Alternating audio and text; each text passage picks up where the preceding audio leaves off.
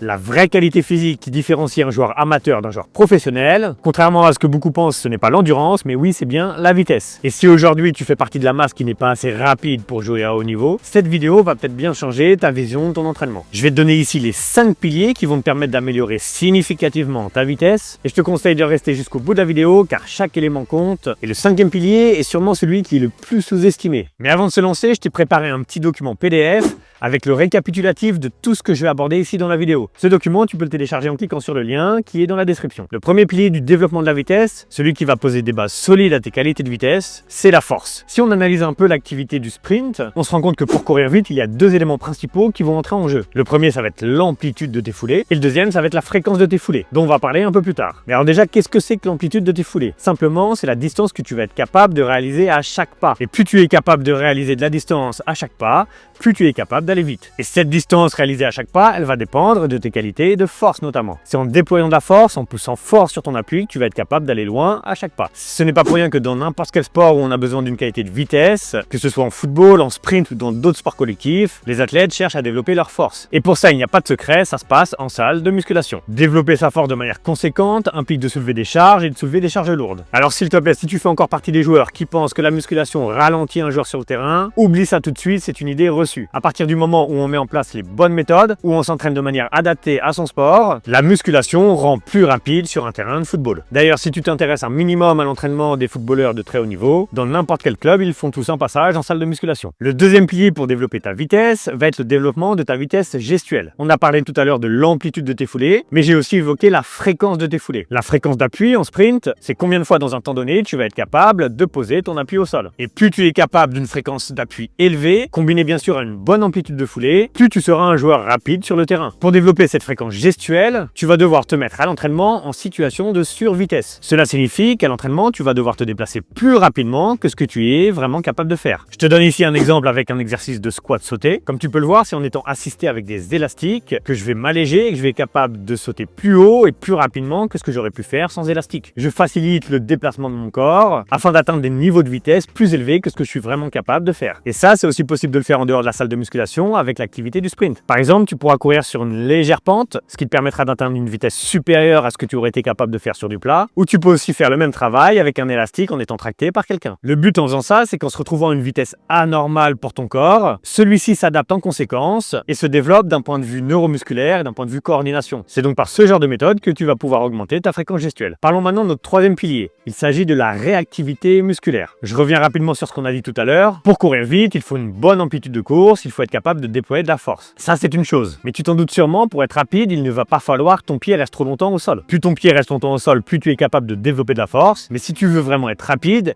cette force, tu dois être capable de la développer en un minimum de temps possible. C'est ce qu'on appelle l'explosivité. Et ça aussi, ça se travaille. C'est grâce à un travail de puissance que tu feras notamment en salle de musculation, que tu vas apprendre à développer une certaine force à une vitesse élevée. C'est en te concentrant sur tes vitesses d'exécution en salle de musculation que tes muscles vont s'adapter et devenir explosifs. Une autre chose très importante aussi quand il s'agit d'explosivité, c'est l'utilisation de ton élasticité musculaire. Je ne vais pas rentrer ici dans les détails, mais pour faire court, l'amélioration de tes qualités élastiques, c'est tout ce qu'on va rechercher quand on fait de la pliométrie. La pliométrie fait partie des incontournables de l'entraînement pour le football. Tu peux en faire à tout âge en adaptant bien sûr les conditions d'entraînement, en adaptant les hauteurs de saut, en sautant sur le plan horizontal, le plan vertical et en adaptant bien sûr les volumes d'entraînement. Et là aussi, en travaillant sur la pliométrie, on va améliorer ta capacité à développer un maximum de force en un minimum de temps. Parlons maintenant de notre quatrième pilier. Il s'agit de la technique de course. La technique de course, ici la technique de sprint, c'est sûrement un des éléments qui est le plus négligé par la plupart des joueurs. Au football, si tu veux être bon, tu dois d'abord maîtriser les bases techniques, le contrôle, la passe, et ça ce sont des fondamentaux que tu vas développer, travailler et entretenir tout au long de ta carrière. Même à très haut niveau, les joueurs entretiennent leur qualité de passe, leur qualité de contrôle tous les jours. Et si tu veux vraiment être un joueur rapide sur le terrain, tu dois faire exactement la même chose avec ta technique de sprint. C'est en ayant une bonne coordination, en utilisant tes bras correctement,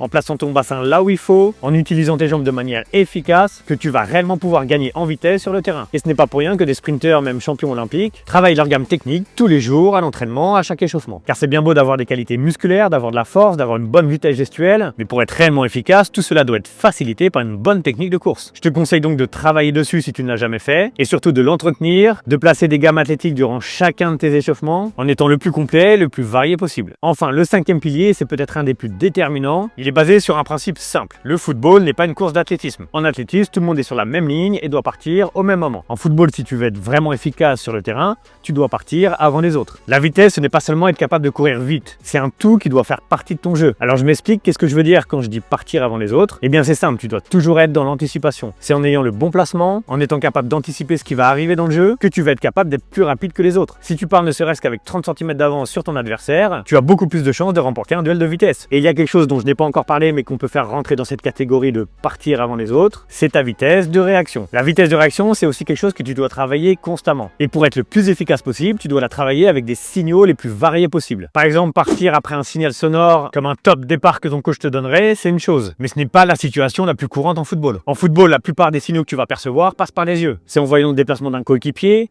d'un adversaire, du ballon, que tu vas choisir de déclencher ton sprint. Il est important que tu inclues dans ton entraînement un maximum de travail de réaction lié à des signaux visuels. Et pour être sûr que ça soit le plus spécifique possible, tu as besoin d'utiliser des signaux visuels qui vont provenir de ta vision centrale, ce que tu vois en face de toi, mais aussi ta vision périphérique, ce que tu aperçois sur les côtés de ta vision. Car le football se joue dans un espace dans lequel tu dois être capable de percevoir des infos à 360 degrés. Donc pour améliorer ta vitesse de réaction, pense à utiliser un maximum de signaux différents, pense à utiliser beaucoup de signaux visuels, centrale et périphérique. Et surtout, chose importante, essaie de te mettre constamment dans une situation de compétition. Fais en sorte de devoir te battre contre un chrono, contre quelqu'un, car c'est ça qui fait que tu vas être à 200% à chaque séance. Tu as maintenant toutes les clés pour pouvoir améliorer ta vitesse de manière significative. Et n'oublie pas, la vitesse doit être ta priorité numéro 1 si tu cherches à t'améliorer physiquement pour atteindre un certain niveau de football. Maintenant, si tu fais partie des joueurs qui ont de grosses ambitions, peut-être que tu as envie de mettre en place un véritable plan d'entraînement pour progresser sur ce point. Ça, c'est ce que je fais avec les joueurs que j'accompagne. Si tu es intéressé pour toi aussi te faire accompagner et te faire coacher, je t'ai laissé un lien dans mon profil mais aussi dans la description. En cliquant dessus, tu pourras réserver un appel avec moi